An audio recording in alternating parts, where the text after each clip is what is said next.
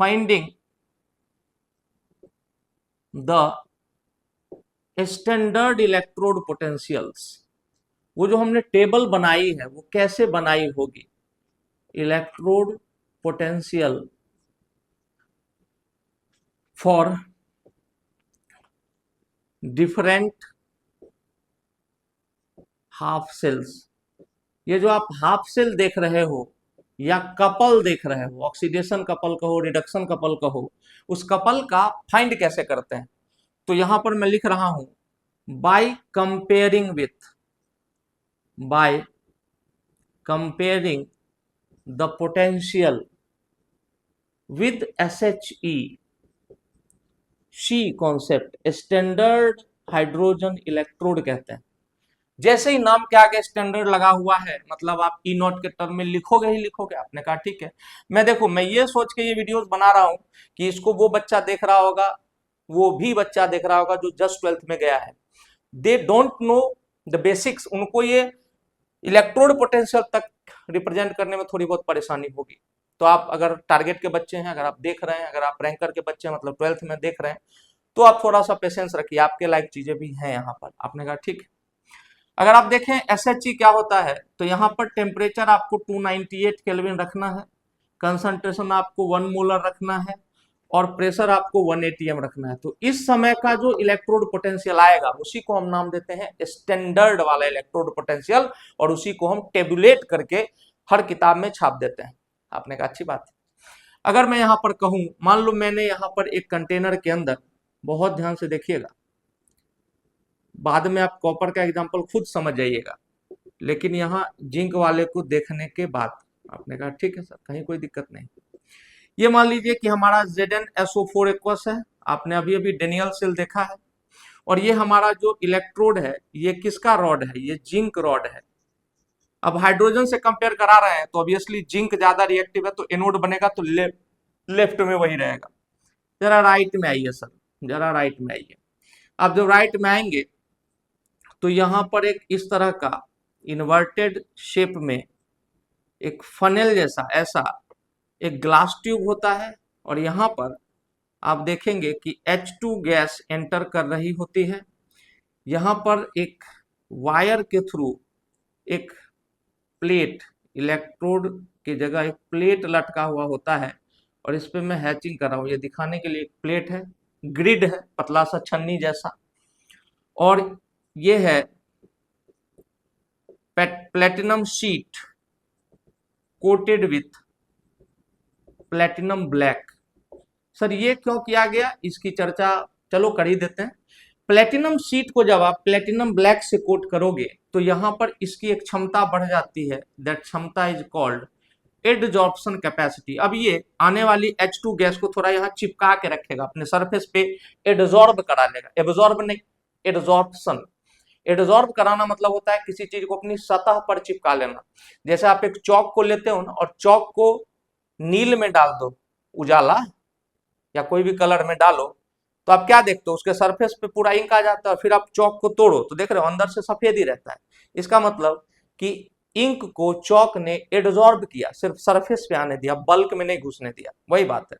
तो अब ये इसको जो इसकी प्रॉपर्टी होती है इस सीब की, इस छन्नी की, कि ये अपने ऊपर H2 गैस को एडजॉर्ब करेगा, और यहाँ पर हम लोग एसिड भर के रखे हुए हैं। यहाँ पर मान लीजिए HCl है 1 मोलर, क्योंकि हमको स्टैंडर्ड निकालना है, तो आप 1 मोलर छोड़ के, मोलैरिटी 1 छोड़ के कुछ और ले ही नहीं सकते हो। इसका मतलब है कि आप यहाँ पे लिख सकते हो कि यहाँ पर H+ मौजूद है और यहाँ H2 मौजूद है। ये वाला जो वायर है ये भी प्लेटिनम वायर। प्लेटिनम एक नोबल मेटल है जो कि इस रिएक्शन में या इस अरेंजमेंट में अपना कोई इंटरफेरेंस नहीं देगा। ये बिल्कुल सिर्फ एक कंडक्टर की तरह काम कर, इसका काम है जो भी चार्ज इसको मिलेगा यहाँ तक पहुंचा के छोड़ देना। अब आप गौर से देखिएगा, यहाँ से मैं एक वायर निकालूंगा, यहाँ अमीटर लगा दूंगा और यहाँ से इसको कनेक्ट कर दूंगा, तो जो अमीटर होगा, सॉरी अभी यहाँ लगा दो वोल्ट मीटर, क्योंकि हमको तो यहाँ वोल्टेज मेजर करना है ना भाई। आपने कहा ठीक है सर। यहाँ पे हो सकता है किसी किताब में एक ये बना हुआ हो की, ये सब फालतू की चीजें, बस कॉन्सेप्ट समझिए आप। यहाँ पर की बना हुआ, जैसे आप इसको क्लोज करेंगे, अब इसमें कुछ डिफ्लेक्शन दिखेगा, तो हमने ऐसा माना। यहाँ पर क्या चल रहा है सर, आपने बोला सर ये कैथोड है, तो कैथोड पर चल रहा होगा रिडक्शन। आपने कहा ठीक है सर, मैं थोड़ा ऊपर ही लिखता हूं। इस साइड में ये कैथोड है, तो कैथोड के ऊपर रिडक्शन हो रहा होगा, तो twice H plus plus 2 electron H2 gas बना रहा होगा। या अगर मैं ऐसा कहूं कि H plus plus electron is giving us half H2 gas, तो कहीं कोई दिक्कत नहीं है, दोनों बातें सही हैं। तो यहां तो रिडक्शन हो रहा होगा, और यहां क्या हो रहा होगा सर, यहां ऑक्सीडेशन हो रहा होगा ऑब्वियसली, क्योंकि ये Zn जा रहा होगा Zn2 प्लस प्लस 2 इलेक्ट्रॉन में। आपने कहा अच्छी बात है, बहुत सुंदर बात है। तो अब बताइए ये एक सेल तैयार हो गया कि नहीं हो गया? बिल्कुल हो गया। ये क्या हो गया sir? This is anode half cell, this is anode half cell and this is cathode half cell. आप नेट रिएक्शन भी लिख सकते हो। अगर ये एक सेल है और मैं इसका नेट रिएक्शन लिखूं तो मैं क्या लिखूंगा? Zn going to Zn2 plus plus 2 electron, और यहां से लिख दूं मैं twice H plus plus 2 electron is giving us H2। तो देखिए 2 इलेक्ट्रॉन से 2 इलेक्ट्रॉन कैंसिल। मैंने बोला था अगर रिडॉक्स आपने नहीं पढ़ा जरूर जाके पढ़े। ये बैलेंसिंग का तरीका होता है कि आपको इलेक्ट्रॉन को कैंसिल आउट करना है। तो Zn2 प्लस प्लस H2 देख लीजिए, यही है, एक सेल तैयार हो गया आपका। अपने का बिल्कुल हो गया सर।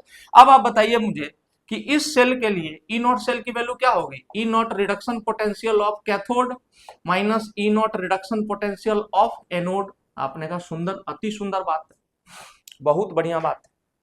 अब चाहे कैथोड का रिडक्शन पोटेंशियल कुछ भी हो, जितना भी हो, उसको हमने जीरो मान लिया है। हमने उसको क्या मान लिया? 0 वोल्ट। भाई कुछ कुछ भी रहो, तुमको मतलब नहीं। अगर ये 0 वोल्ट हो गया तो बताइए यहां पर अगर आया इस वोल्ट मीटर में आपको उस समय डिफ्लेक्शन दिखा 0.76, तो यहां पर ये किसका पोटेंशियल आप निकाल पाएंगे? 0.76 वोल्ट माइनस में, और ये आ गया ई नॉट Zn2 प्लस से Zn का पोटेंशियल। इस तरह से आपका पूरा टेबल तैयार किया गया है।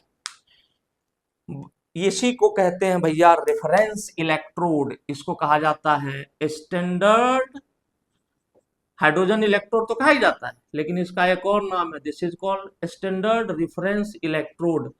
आपने किसी चीज को 1 मीटर माना, तभी तो आप किसी चीज को 100 मीटर कह रहे हो। तो 1 मीटर एक हमने स्टैंडर्ड बना के रख लिया।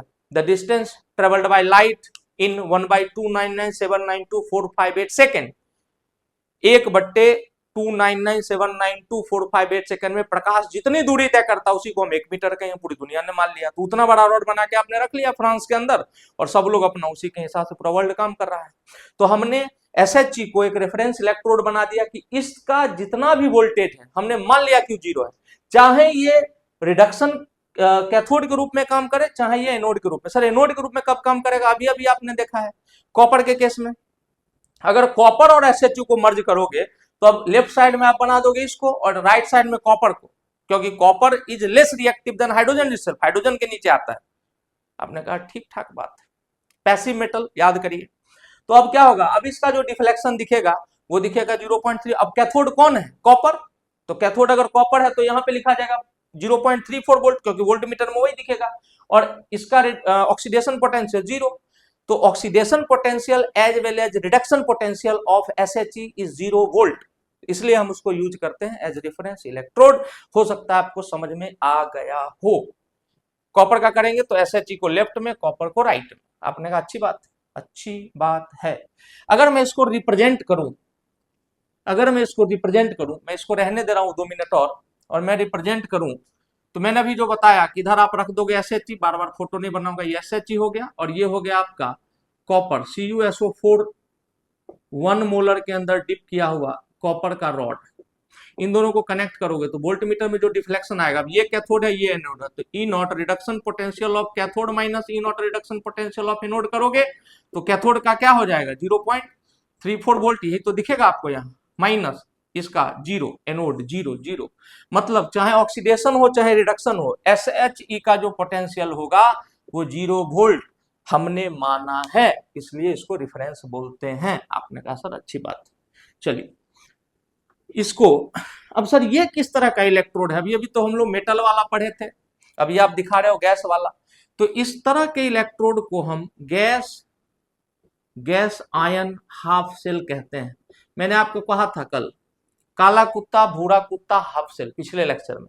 अगर 2 कुत्तों के ऊपर भी आप इलेक्ट्रोड लगा दो और इलेक्ट्रॉन का फ्लो हो जाए तो वो भी एक हाफ सेल कहलाएगा, और दोनों कुत्ता मिला दो तो पूरा सेल कहलाएगा। इतना जनरलाइज रखो ना यार, हमको सिर्फ कंसंट्रेशन से मतलब है, सेल का रिप्रेजेंटेशन कितना भी भारी करके दोगे हमको उससे कोई मतलब नहीं है। जैसे अगर मैं यहाँ पर gas gas and half cell की बात करूं तो इसका रिप्रेजेंटेशन ऐसे होता है, ये रूल है, ये कन्वेंशन है कि आपको ऐसे ही लिखना है।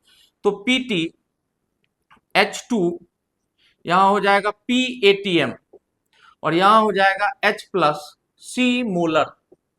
अच्छा, ये किसका रिप्रेजेंट है? ये पीटी क्या वायर था प्लेटिनम का, तो पीटी H2 गैस PATM। अगर मैं SHE का रिप्रेजेंटेशन स्टैंडर्ड हाइड्रोजन इलेक्ट्रोड का, जिसके रिस्पेक्ट में दुनिया के सारे इलेक्ट्रोड पोटेंशियल निकाले गए हैं, अगर उसका रिप्रेजेंटेशन करूं तो अगर मैं इसको एज एनोड यूज करूंगा तो इस पर ऑक्सीडेशन होगा, तो मैं लिखूंगा पीटी H2 कितना एटीएम, PATM की जगह मैं लिख दूंगा 1 ATM, क्योंकि हमको तो स्टैंडर्ड वाला निकालना है। और H प्लस की जगह मैं क्या लिख दूंगा, C मोलर की जगह 1 मोलर। आपने कहा ठीक है।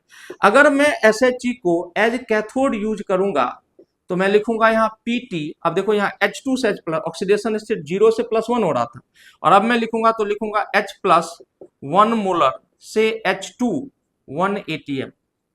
और इन दोनों ही कंडीशन में, चाहे कैथोड की तरह यूज करो चाहे एनोड की तरह यूज करो, मैं क्या लिखूंगा, मैं लिखूंगा कि इसका जो स्टैंडर्ड रिडक्शन पोटेंशियल होगा या स्टैंडर्ड ऑक्सीडेशन पोटेंशियल होगा, दोनों मिलाकर के सिर्फ और सिर्फ 0 वोल्ट आएगा।